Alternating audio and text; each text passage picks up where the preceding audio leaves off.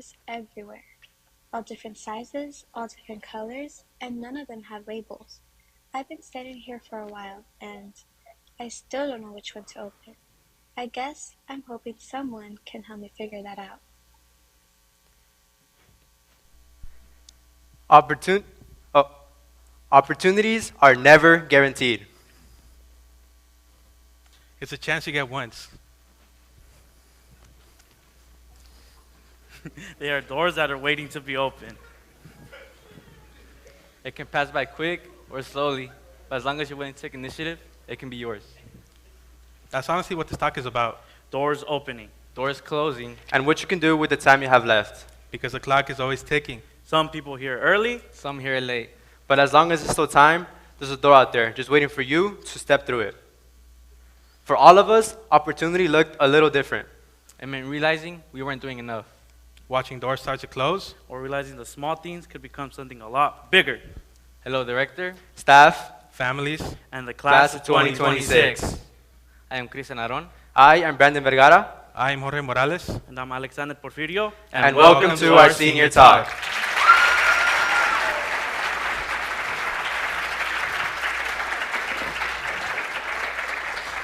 Four of them. They look like they know where they're going. I wonder if they always knew, or if they figured it out along the way. For me, it wasn't until junior year, after taking freshman and sophomore year for granted, that I realized I was wasting my time. It took something as simple as an email for me to open my eyes. What? An email? Yeah, it was an email about programs. Normally, I would just pass over it, but this time, I decided to actually read it. It was a scholarship. While skimming through, I noticed something that hit me. It had requirements. It only hit me because my overall GPA wasn't the best. And then I'm just sitting there, reading it, and then I feel it. What did you feel? It felt like I was missing out. It felt like I was missing out because I was. I asked my friends how they were doing. They were talking about 3.5s, 3.8s, extracurriculars, building resumes, and I had nothing. I started looking through my email and noticed most of them had the exact same thing. I started seeing all the opportunities I had walked past, all the classes I didn't take, all the programs I never reached out to. Every opportunity that I was given, gone. And I mourned it. I'm not going to pretend I didn't. But that's also when I realized I could change it. It was tough to realize, but then I was like, I need to make a choice. You could either keep sulking or change. Exactly. So I went to my teachers and asked if they could write me recommendations. And I got into 3 APs my senior year. 3 APs in a single year sounds so rough. Yeah, and it was. But it taught me more than I could have imagined because I had to learn time management. I had to dedicate time to certain classes whilst also managing my life outside of school. And that's what I'm taking from GPA and applying to the rest of my life.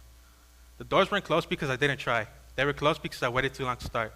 And now I feel it every single day. Don't wait until the doors are closing to start knocking. He heard the clock late. I kept thinking about that because I hear it too sometimes, that ticking. I didn't know that's what it was.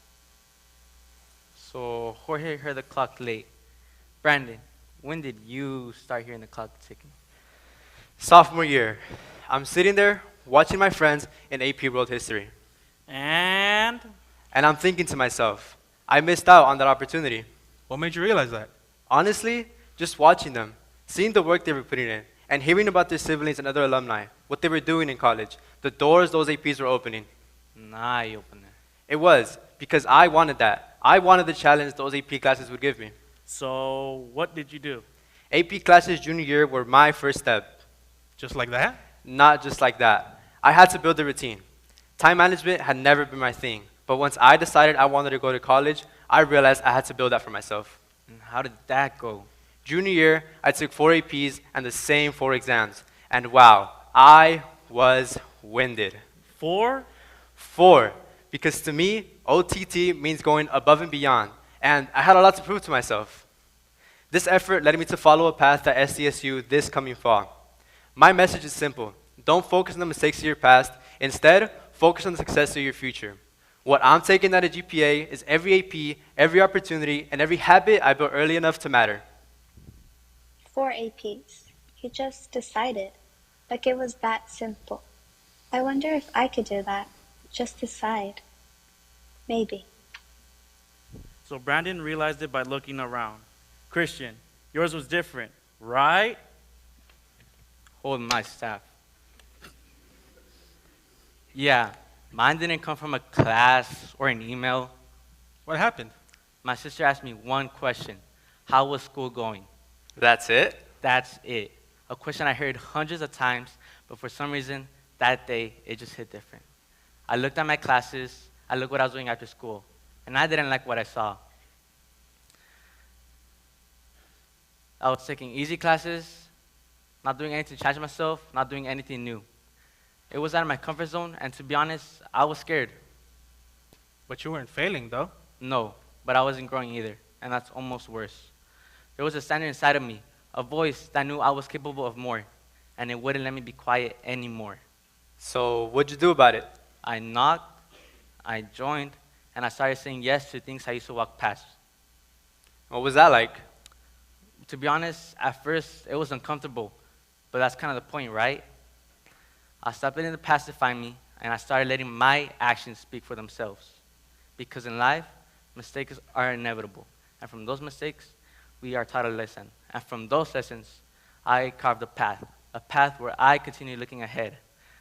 And that's what I'm taking out of GPA. Every yes I learned to say, the culture, the hardship, the courage, the lessons. Everything the school has taught me, I'm taking it to college on my next step and becoming an architect. His sister just asked a question. One question. I think about all the questions I've been asked and just answered without really thinking. What if I actually thought about them? Alex, yours started before high school, right? Yeah, way before, in middle school. What happened? We had a Civil War Living Museum project, and my teacher said, bring something from that era. And the moment I heard those words, I knew. So I started building the project in my mind. What'd you build? I built a Lego replica of a Civil War weapon. Legos. Yeah, Legos, which to me were just a hobby, a toy I played with, something I did for fun. But something changed, right? Yeah, because for the first time, I brought something I loved into the classroom, and I felt a kind of joy in building I have never felt in a classroom before. Like it just clicked? Exactly, like it just clicked. That project started a chain reaction. Then, in digital animation class, I'm watching people build computers on a screen. What went through your mind? That's a career, a real one that traces back to a kid building things on a field. Hobby to project to career. Exactly, hobby to project to career. But you had a missed opportunity too, right? Yeah, I applied to UCSD, my dream school. And Rejection. How did that feel? Honestly, that sucked. But life goes on. I still had UCR and I got into the program that I wanted.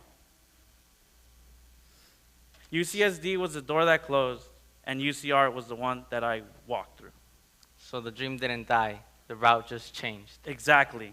Next fall, UCR, mechanical engineering, all from one Lego brick and all from one history project at GPA.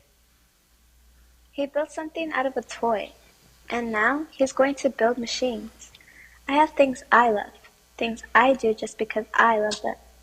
I never thought those could be the beginning of something. I think I've been waiting for someone to show me which door.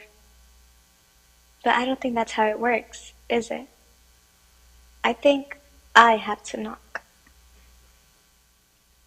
For all of us, opportunity looked a little different. Sometimes it looked like a challenge. Sometimes it looked like regret. And sometimes it looked like a Lego brick. But we all learned the same thing. The clock is always ticking. Doors do close. But this does not mean your story is over. Because as long as there's still time, there's still a door out there just waiting to be opened. Don't wait until the doors are closing to start knocking. Don't stay stuck on the doors you missed. Don't let your past define you. And don't let go of the little things that can build your future. Defy gravity through opportunity. Before we I conclude, think I can do that. I can definitely do that. Before we conclude, I'd like to thank Director. For creating a safe learning environment. And for the endless opportunities he has given us. And for helping us grow, not just as students, but as people. Lastly, I'd like to thank my parents for sticking with me through the end. I love you guys so much. Quiero agradecerle a mis padres por siempre quedarse de mi lado. Los quiero los dos mucho. Yo quiero agradecer a mis padres por siempre estar ahí en los momentos difíciles y por los momentos difíciles y los momentos orgullosos.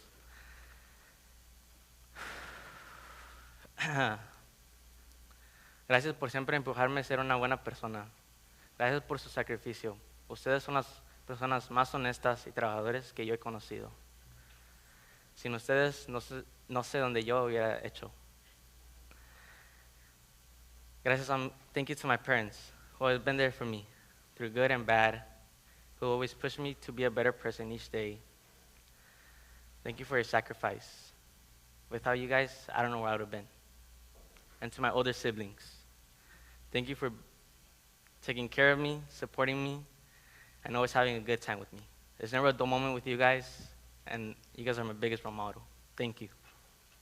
I would like to take the time to thank the staff of StarPa, who serve not just as leaders, but as friends in the community. And lastly, to my mom. Mamá, para mí, eres la persona más valiente en mi vida. Reconozco tus esfuerzos, tus sacrificios y la fuerza que tienes para salir adelante con mis amigos, mis hermanos. Te amo y sin ti no sería la persona que soy hoy. To my mom, to me, you are the bravest person in my life. I recognize your efforts, your sacrifices, and the strength to carry me and my brothers along. I love you, and without you, I wouldn't be the person I am today. I would like to thank my family, to my parents, for always making me laugh and always being there when I need you, and for always supporting me. Thank you. I love you. And for my siblings, thank you for the great memories and the great times we had together. I will cherish those memories forever. And with that, Thank you, and this concludes our senior talk.